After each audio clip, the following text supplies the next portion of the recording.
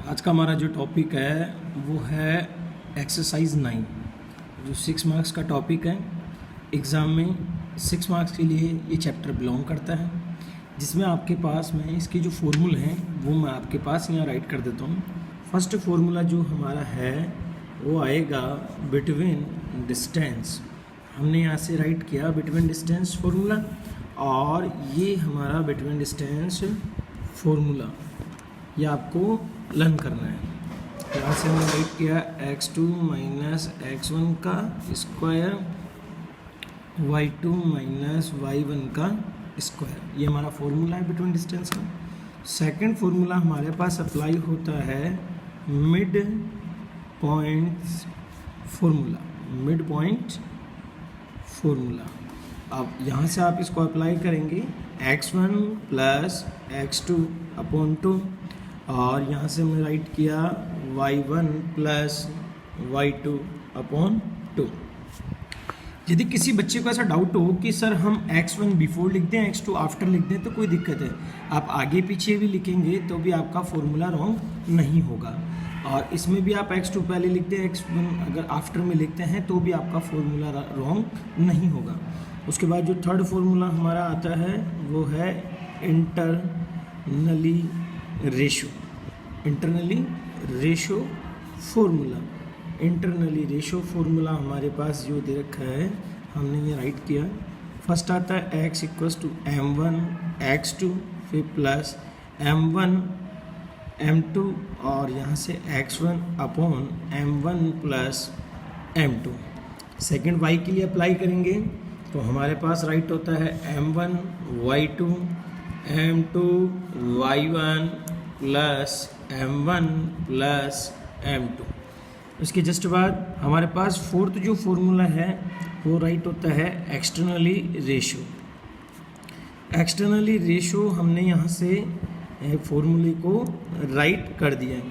Internally जो formula होता है उसमें आप प्लस यूज़ करते हैं। एक्सटर्नली जो फॉर्मूला आप यूज़ करेंगे उसमें आपको यहाँ पर प्लस की जगह माइनस क्या करना है, अप्लाई करना है। इसी तरीके से आप y का ले लीजिए m1 y2 minus m2 y1 upon m1 minus m2। इस तरीके से ये आपके पास में 4 फार्मूला है। फिर मैं आपको रिपीट कर रहा हूँ, चैप्टर नंबर 6 है, कोऑर्डिनेट ज्योमेट्री चैप्टर का नाम है। 6 मार्क्स के क्वेश्चन आते हैं और सेक्शन डी से इसका क्वेश्चन आएगा, एक ही क्वेश्चन आएगा। हो सकता है ये क्वेश्चन आपको 2 पॉइंट्स में भी डिस्ट्रीब्यूट करके दे दें। इसके ये 4 फार्मूलाज हैं जो आपको लर्न करने हैं। मैथ्स हम जब भी पढ़ रहे हों तो उसके लिए फर्स्ट प्रायोरिटी आपके पास ये होनी चाहिए कि आप जो फॉर्मूले या जिस एक्सरसाइज को आप रीड कर रहे हैं उसके फॉर्मूले आपको लर्न होने चाहिए। यदि आपको फॉर्मूले लर्न हैं तो आप क्वेश्चन को ईजिली सॉल्व कर सकते हैं। अब इसके बाद जस्ट हम आगे चलते हैं। मैं एक स्मॉल सा टॉपिक लूँगा, ये हमारे पास 6 क्वेश्चन की बात है। ये जो टॉपिक मैं ले रहा हूँ रिलेटेड टू क्वेश्चन ले रहा हूँ, सेम आपकी बुक का टॉपिक है और थोड़ा सा मैं डिफरेंट क्वेश्चन ले रहा हूँ ताकि वो जो बुक के क्वेश्चन है वो आप खुद अप्लाई कर सकें और बुक से रिलेटेड जो क्वेश्चन है वो मैं आपको करवा सकूँ। यदि आपको फिर भी यदि कोई डाउट है तो आप मुझे कॉल करें, मेरे नंबर मैंने डाल रखे हैं, आप मुझे कॉल करें। कोई डाउट है मैं आपका वो डाउट जो है वो क्लियर करूँगा। अब आप देखिए, अब आप कहेंगे कई पेरेंट्स हैं, हो सकता है कई स्टूडेंट्स भी हैं, वैसे बोले सर 1 to 5 क्वेश्चन आपने सॉल्व नहीं करवाए। उन सभी पेरेंट्स को, उन सभी बच्चों को मैं बता दूं 1 to 5 जो क्वेश्चन है ना आज तक कभी एग्ज़ाम में आए हैं और ना कभी इनका एग्ज़ाम में आने का कोई प्रेफरेंस निकलता है।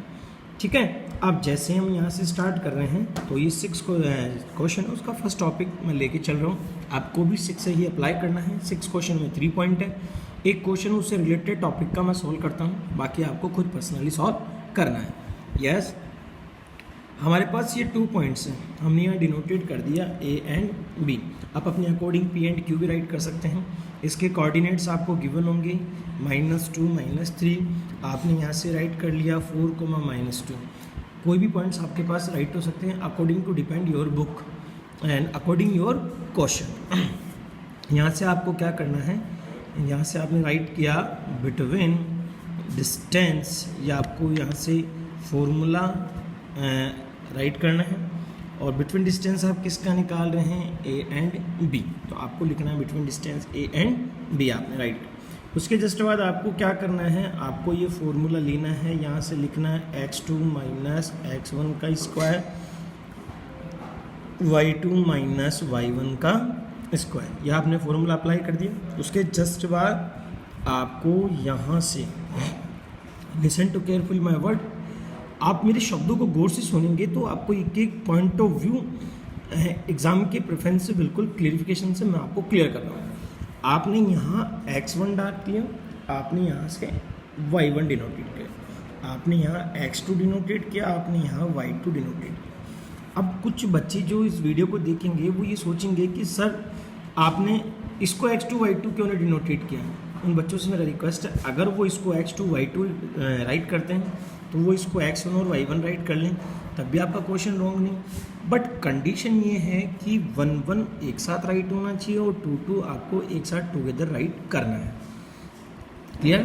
मैंने फिर बोला, repeat my words, x1 y1 x2 y2। आप चाहते हैं नहीं सर हम इसे x2 y2 रखें तो आप इसे x2 y2 कर सकते हैं, और आप इसे x1 और y1 राइट कर सकते हैं, वो आप पे डिपेंड है। बट कंडीशन ये है कि 2 आपको एक साथ टुगेदर राइट करना है, 1 आपको एक साथ टुगेदर राइट करना है। फिर अकॉर्डिंग टू फॉर्मूला डिजिट को आपको क्या करना है, पुट करना है। अब आप यहाँ से देखें, x2 आपके पास यहाँ राइट है, 4 आप राइट कर दीजिए। यहाँ पर according to formula using by sign minus, x1 आपके पास ये माइनस और ये माइनस, आपको यहाँ प्लस लगा देना है और यहाँ से आपने इसको स्क्वायर राइट करना। उसके जस्ट आफ्टर y2 आपके पास -2 है, आप यहाँ से -2 ले लें। फॉर्मूले में आपके पास माइनस का साइन है, वो आप अप्लाई कर दें। y1 में आप देखें -3 है, तो ये माइनस और ये माइनस आपको यहाँ पर प्लस कर देना है। उसके जस्ट बाद आपको यहाँ से 3 राइट करना है। जस्ट आफ्टर यहाँ से आप इसको सॉल्व करते हैं तो 4 और 2 को आपने ऐड किया तो 6 होता है और इसका स्क्वायर है। आपको यहाँ देखना है 3 और 2, ग्रेटर जो साइन है वो प्लस का है, तो माइनस करने पर जो डिजिट है वो भी रिजर्व करती है प्लस के लिए। आप यहाँ से लें, स्क्वायर करना है, स्क्वायर का मीन होता है सेम नंबर को सेम नंबर से मल्टीप्लाई करना। तो 6 6 36 और 1 का स्क्वायर आपको 1 राइट कर देना है।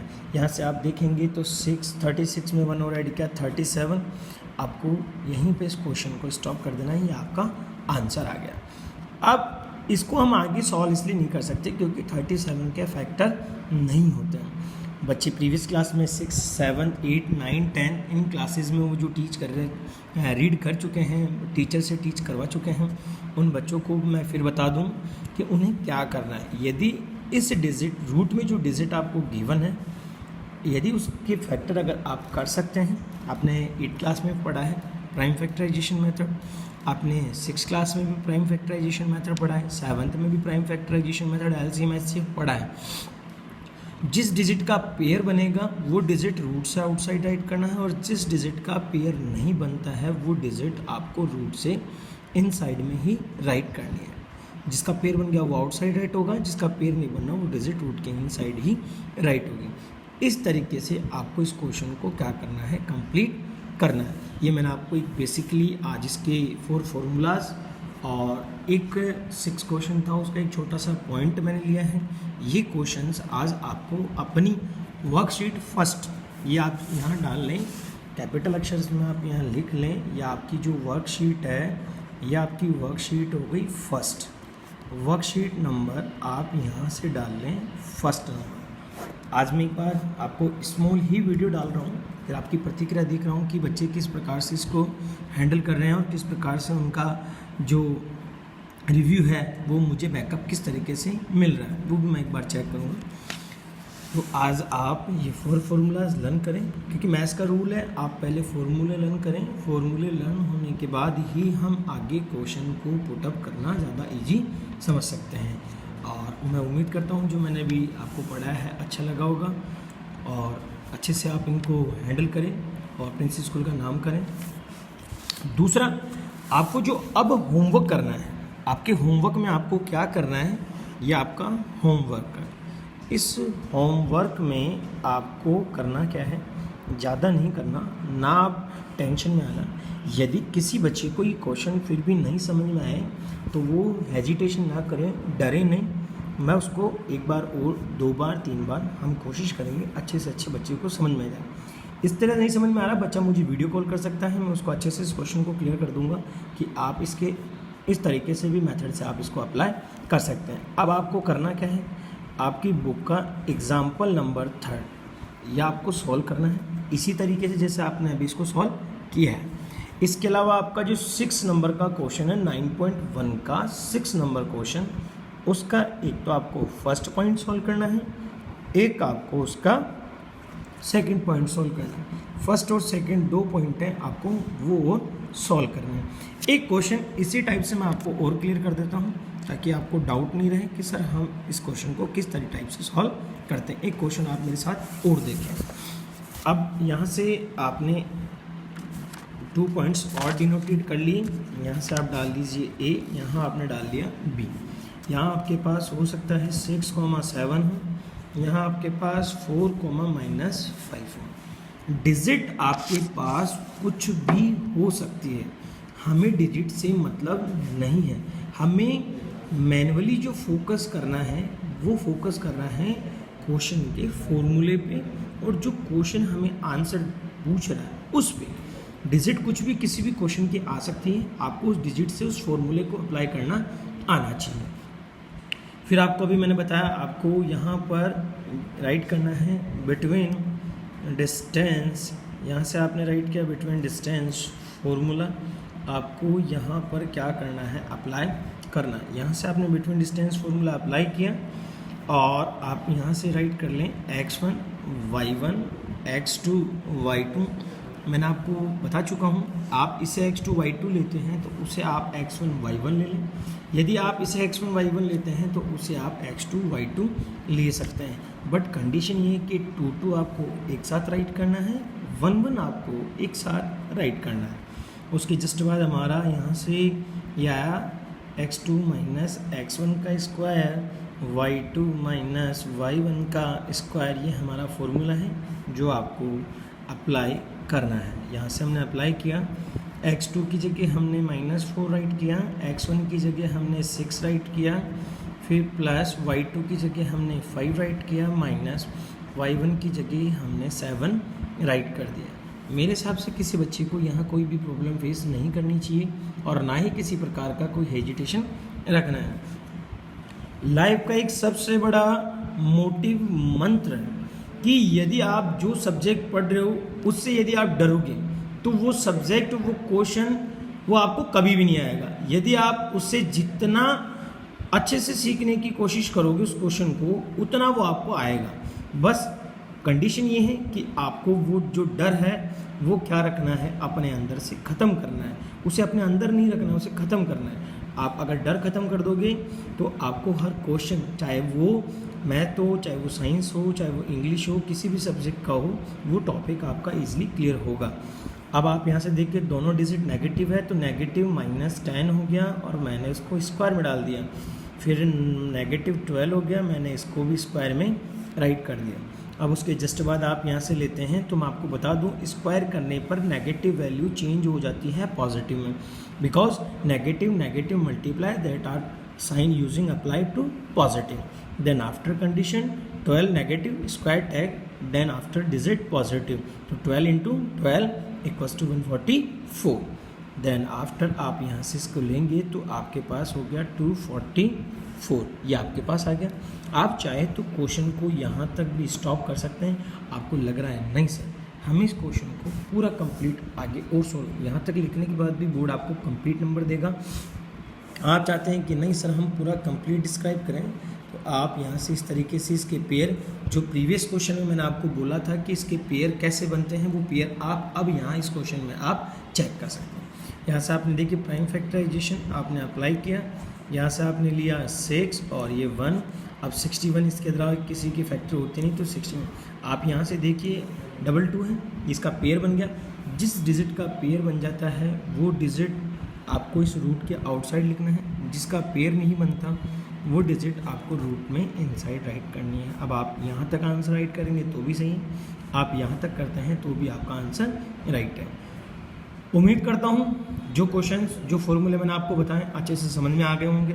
यदि फिर भी आपको कोई डाउट हो तो मैंने आपको बता दिया है, आप मुझे पूरी डिटेल से कॉल कर सकते हैं। बट कंडीशन ये कि आप पहले खुद ट्राई करें, you will try do best. आप जितना अच्छे से कोशिश करोगे वो आपको अच्छे से समझ में आएगा। और जो मैंने होमवर्क आपको बताया, एग्जाम्पल नंबर 3, क्वेश्चन नंबर 6 का फर्स्ट और सेकंड पॉइंट, ये 3 क्वेश्चन आपको इस वर्कशीट नंबर 1 में क्या करना है, सॉल्व करना है।